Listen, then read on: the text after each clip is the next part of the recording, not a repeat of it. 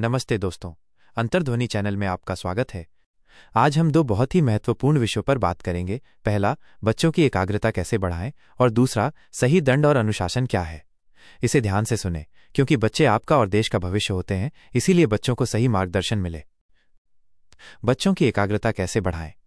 आज के इस डिजिटल दौर में हर माता पिता एक ही समस्या से जूझ रहे हैं, बच्चों का ध्यान। मोबाइल और सोशल मीडिया की वजह से बच्चे पढ़ते तो हैं, पर पढ़ी हुई बातें भूल जाते हैं। आखिर ऐसा क्यों होता है? इसका सीधा सा कारण है मन की चंचलता। बच्चों का मन बहुत चंचल होता है और जबरदस्ती से इसे शांत नहीं किया जा सकता।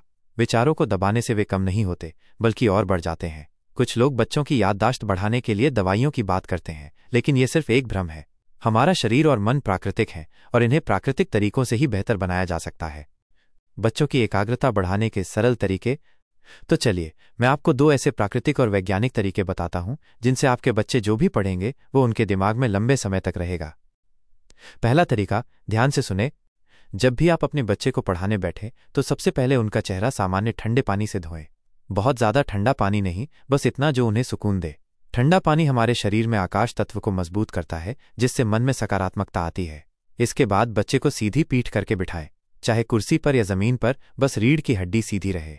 पर ध्यान रहे, ज्यादा दबाव न डालें, वरना दर्द हो सकता है। अब उनसे आंखें बंद करके धीरे धीरे 3 से 4 मिनट तक गहरी सांस लेने और छोड़ने को कहें।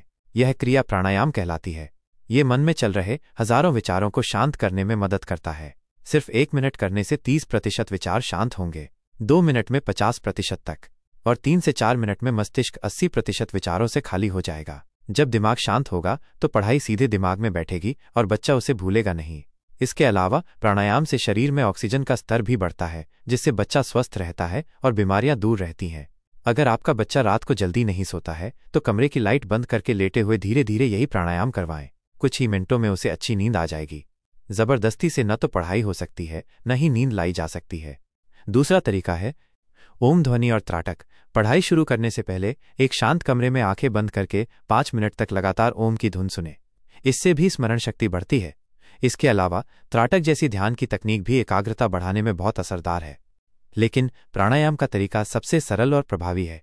इसे अपने बच्चों की दिनचर्या का हिस्सा बनाकर आप उनकी एकाग्रता और स्मरण शक्ति में जबरदस्त सुधार देख सकते हैं। पूरी नींद और सही खान पान। बच्चों के लिए पूरी नींद बहुत जरूरी है। अगर उनकी नींद पूरी नहीं होती तो उनका मन दिन भर थका और बेचैन रहता है।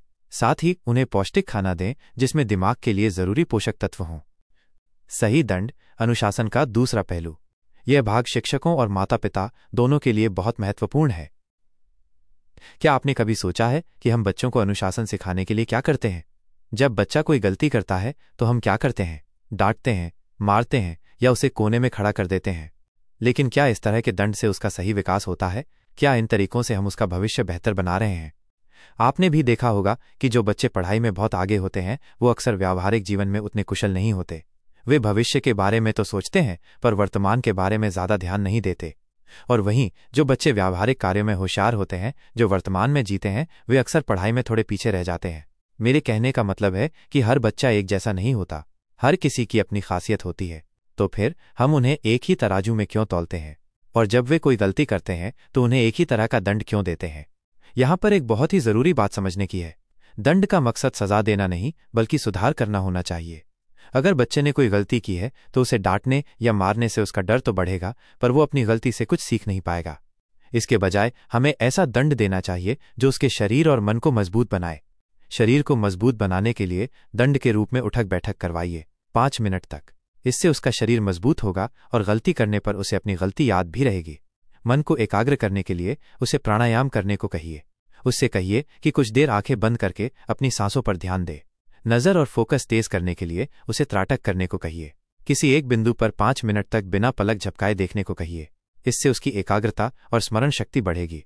प्राचीन शिक्षा का उदाहरण। यह कोई नई बात नहीं है। हमारे पुराने गुरुकुल में ऐसा ही होता था। वहां साधु और गुरु बच्चों को ऐसे ही तरीकों से सिखाते थे। वे दंड को सजा नहीं, बल्कि विकास का एक जरिया मानते थे। पुराने गुरुकुल में साधु सन्यासी की एक थप्पड़ में भी तपस्या की ऊर्जा होती थी, और उनकी विशेष छड़ी एक खास पेड़ की छोटी लकड़ी, जो विशेष मंत्रों के संस्कारों से बनी होती थी। जब भी वो छड़ी शरीर के किसी हिस्से पर लगती तो उसका सीधा असर उसी जगह होता जहां दिमाग कमजोर है, जिससे बच्चों का मन एकाग्र होता था। अब ये विद्या और गुरुकुल नहीं रहे, इसलिए छड़ी से दंड देना सही नहीं लगता।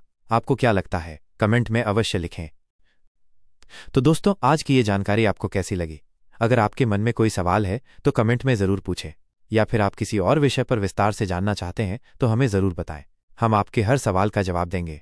अंतर्ध्वनि के साथ जुड़े रहें और सकारात्मकता की इस यात्रा में हमारे साथ चलें। धन्यवाद।